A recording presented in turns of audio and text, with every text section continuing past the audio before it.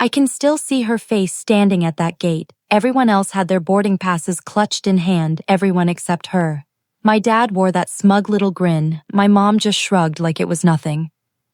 "There's no ticket for you," Dad told Grandma, as if she'd messed something up. "But I paid," she whispered, her voice cracking. He leaned down close so only we could hear.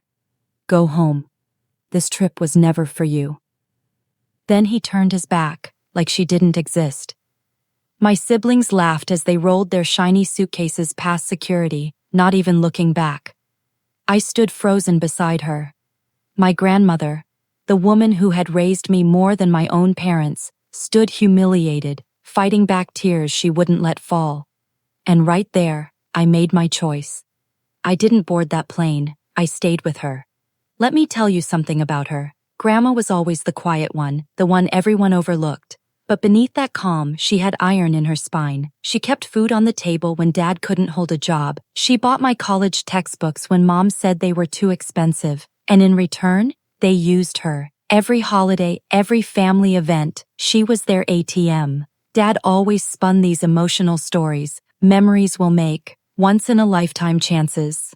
She always gave in, $18,000 this time, her savings. And what did she get in return? Humiliation at an airport, treated like garbage. I was furious. Not wild, screaming anger, cold, sharp, controlled. For 3 weeks, while they were busy posting their Paris and Rome photos online, I stayed with Grandma.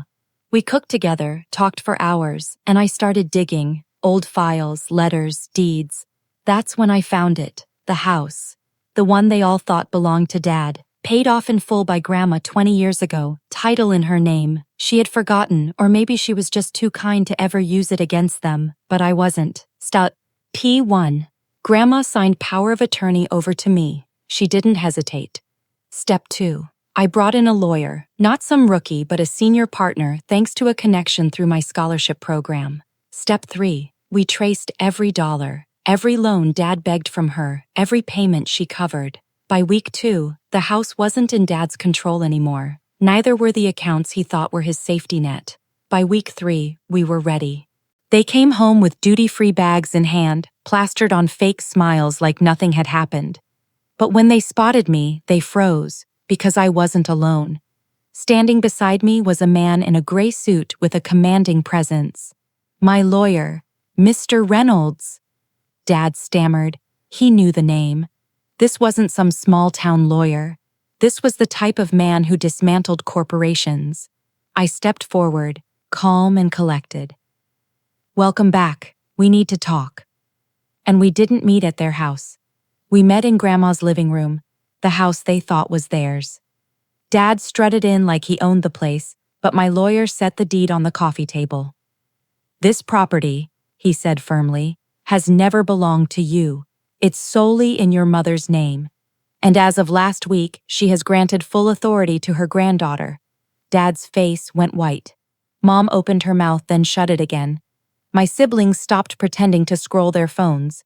I leaned back, watching the smugness drain right off their faces. "You left her stranded at an airport after taking $18,000, I said evenly. "Hope the trip was worth it. Because this house, those accounts, every loan, it's all gone. None of it's yours anymore." Dad tried to roar back, "You ungrateful!" But my lawyer cut him off.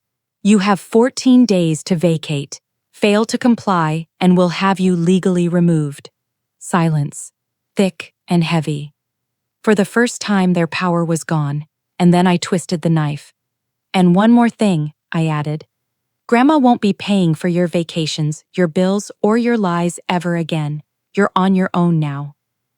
The meltdown was exactly what I pictured. Mom begged, Dad threatened, my brother spit out insults he thought would hurt me. But nothing worked, because the woman they thought was powerless finally had a voice. Through me, and I wasn't backing down. That night, Grandma and I sat at the same table where they had once ordered her around. She was quiet, sipping her tea. Her hands trembled, not with fear, but with release.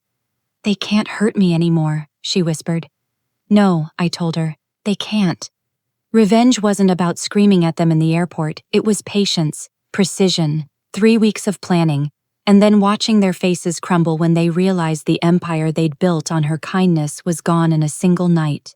Do I regret it? Not for a second. They abandoned her. I abandoned them. The only difference is, I did it with documents instead of cruelty. Now when people see us together, me walking beside Grandma, her head held high, they always ask what changed. But nothing changed. The truth just came out. She was never their burden, she was their foundation, and they never deserved her. So yes, at that airport, my father told her to go home. And 3 weeks later when they returned, I made sure they were the ones left without a home,